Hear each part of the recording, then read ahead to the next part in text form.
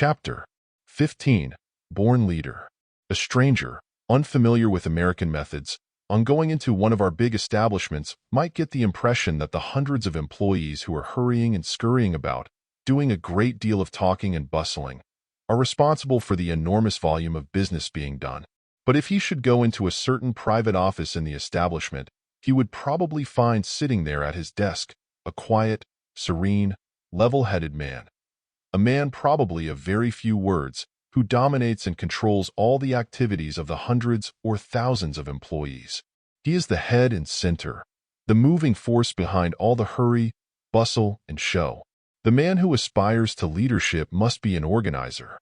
He must not only read men like an open book, but also judge accurately what to do with them, how to weigh, measure, and place them. It seems as natural and as easy for some people to lead, to command, and to control others as to breathe. There is something in their very personalities that dominates others. They are born leaders. They do not need to exercise great willpower. They conquer by the very force of their presence, their character, as Hercules conquered those who looked upon his gigantic, powerful figure. No matter what situation they are in, they dominate. Put a lot of strange cattle together, and they will very quickly decide which is to lead the herd. They will lock horns for a while and test their strength, but when the leader has once asserted himself, by common consent of the rest, who do not question it after the first test, he is master. On every board of directors or trustees, in every organization of men, there is always one who easily overtops the others. There is always one man who by tacit consent of all the rest is recognized as spokesman, as leader. The leader is always characterized by positive qualities. He rules by his vigorous affirmatives. There is nothing negative or minus about him. The positive man, the natural leader, is always assertive, while the negative man shrinks, effaces himself, waits for someone else to take the initiative. A natural leader does not need to urge those under him. They will follow wherever he goes. A good chess player must be able to see a dozen moves ahead. He must keep constantly in mind the unexpected, so that he may meet every move of his opponent. Looking ahead is characteristic of the leader. It is the man who can see far into the future that is wanted everywhere. The man who can provide for the unexpected, for the emergency, is the safe man. On the other hand, there is such a thing as knowing so much and seeing so much that it makes one timid about undertaking the lead. Someone says, it is generally the man who does not know any better who does the things that cannot be done. You see, the blamed fool does not know that it cannot be done. So he goes ahead and does it. Scholarship often kills initiative. Scholars are proverbially timid when it comes to great undertakings. The man who knows little outside of the particular thing he undertakes frequently has courage because he does not see the risks, the possible dangers of failure, of disaster, as clearly as a more intelligent, better educated man sees them. His range of vision is narrow. He just sees the step he is taking, and so he plunges in with all his energy and enthusiasm. Everywhere there are men who murder the English language every time they open their mouths. Men who know almost nothing of books or schools, who are doing things that the college-bred man shrinks from attempting. Whether the leader be educated or uneducated, he is always able to draw the line between theoretical knowledge and practical ability. He knows that ability that cannot be practically applied is useless so far as his work is concerned. There were many men under General Grant who were better educated, more cultivated, more widely read than he, but who could not transmute their knowledge into power. On the other hand, what Grant knew he could turn to practical use. You cannot be a general and a private at the same time. You must either lead or follow. You must either make the program or help carry it out. You cannot do both if you expect to do anything big. The success of the great general depends largely upon his ability to surround himself with a staff of officers who can carry out his orders, execute his plans.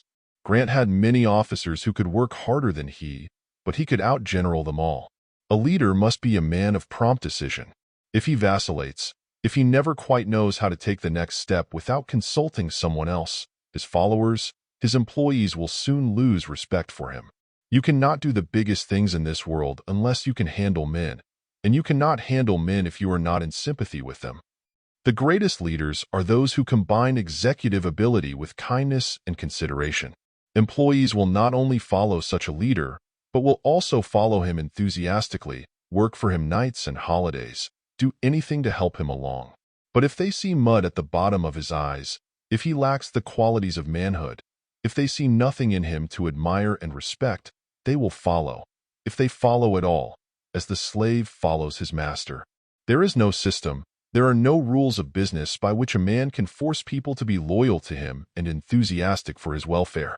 There must be qualities in himself which will call out their voluntary confidence and respect. They must see that he is businesslike, that he has executive ability, that he has the qualities of leadership. Then they will follow with zeal and loyalty. If you are a leader, an employer in any line, it is idle to expect that you can call out of your employees qualities which are vastly superior to those you possess yourself. The very idea of leadership is superiority, force of character, executive push, the ability to plan and put an undertaking through to a finish. If you are afraid of making enemies, do not try to lead. For the moment you step out of the crowd and show originality, individuality, you will be criticized, condemned, caricatured. It is human nature to throw stones at the head lifted above the crowd. No great leader ever yet escaped the jealousy and envy of those who could not keep up with him or do what he did. A leader must be positive, aggressive. He must have an iron will, an inflexible purpose, and boldness bordering on audacity. He must be able to defy criticism without being insensible or indifferent to it. Some of our great leaders have been extremely sensitive in this respect. Criticism was very painful to them, yet they had the qualities of leadership which urged them on in spite of the pain caused by harsh and unjust criticisms. Many worthy young men have retired from the race for leadership because of the sting inflicted by the malice and envy of their fellows. They did not think the honey worth the sting. Large leadership today calls for great breadth of view, for the same qualities which made the leader in the past, but much enlarged and developed to meet the needs of our time. The vast combinations, the enormous interests involved in our large concerns today require colossal leadership. Organization is the one overtowering necessity of the times. It comes logically of the vast interests put into one business through incorporated capital. There never was such a demand for leaders, men who can do things, as there is today. One great flaw in the education of the young is its failure to develop individuality. Boys and girls with the most diverse tastes and talents are put through the same curriculum. The dull boy and the bright boy, the dreamy book lover and the matter-of-fact realist, the active, inventive spirit, and the one whose soul is attuned to hidden music, the youth with the brain of a financier, and the one who delights in mimic warfare and strategic games. All are put into the same mold and subjected to the same processes. The result is inevitable. 9/10 of the children educated in this machine-like fashion are copies of one another and reproductions of the same pattern. Our system of education tends to destroy individuality, except in cases where special talents and characteristics are so marked that they cannot be dulled or blunted by any amount of conventional training. The collective method of education destroys individuality, nips originality in the bud, and tends to make the child a weakling or an imitator instead of an original, forceful, distinct entity. A great many people remain trailers all their lives, followers of others, echoes instead of realities, because their distinctive qualities, their original powers, were not developed, called out, or encouraged in youth. What a sorry sight is a man with great possibilities of leadership following somebody else all his life, seeking the advice of others when he is amply able to give it, and never daring to venture on his own judgment, because he has always leaned upon others, or depended upon someone else to lead the way. His common sense and power of independent decision, his strongest inherent qualities, lie dormant within him. He is doing the work of a pygmy when he has the undeveloped capabilities of a giant, all because of a lack of proper individual training.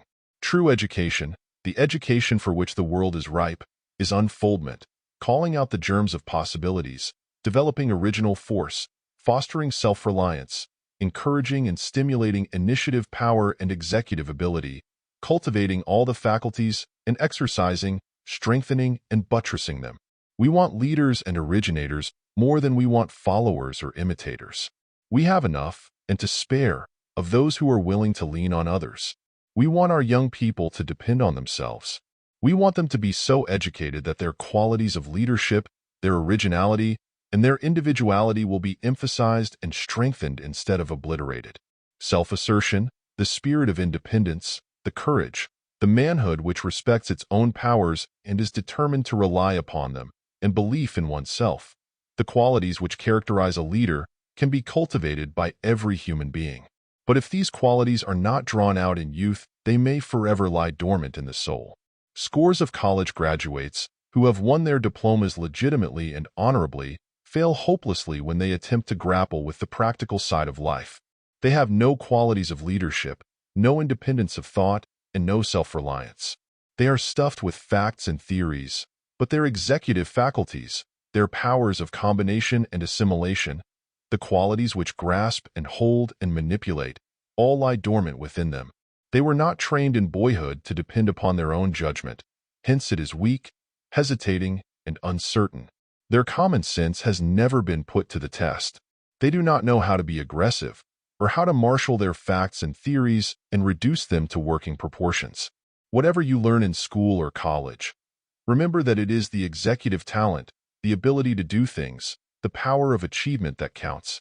It is not the great scholar, who is brimful of facts and theories, but the practical man, who knows what he ought to do and who will do it, who deals with conditions, not theories, and who can bring about results, that is in demand everywhere.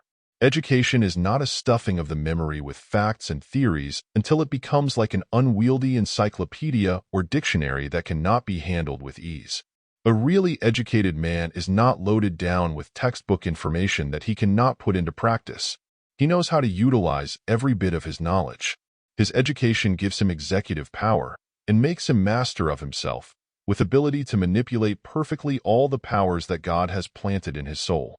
The man who is rightly educated will never be a leaner, imitator, or follower. He may not, necessarily, be a great leader, but he will not seek his opinions from others. He will trust his own judgment, will pilot his own bark, no matter how rough or troubled the waters, will be himself, and will live his own life, wherever his lot may be cast. End of chapter.